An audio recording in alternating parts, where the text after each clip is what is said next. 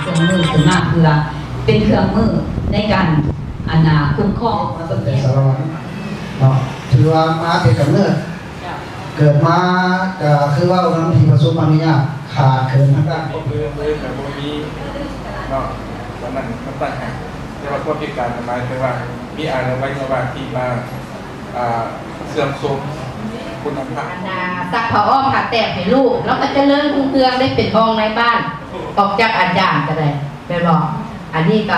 ก็บ่เป็นไม่อย่างแต่ว่าบางท้องถิ่นนี่จับบ่ได้เด้กันเงื่อนใดผัวไปจับสินเมียหรือไปล่างอึให้ลูกนี่โอ้เมียนี่คือเว้าอย่างใหญ่คือปดเข็ดขึ้นปวดแล้วการแตกต่างกันไปแต่ละโมนแล้วก็เปลี่ยนแปลง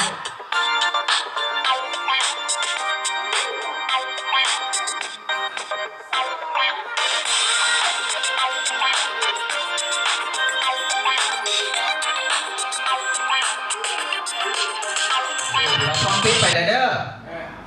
นั่งตัวเลยติ๊กต๊อกติ๊กต๊อก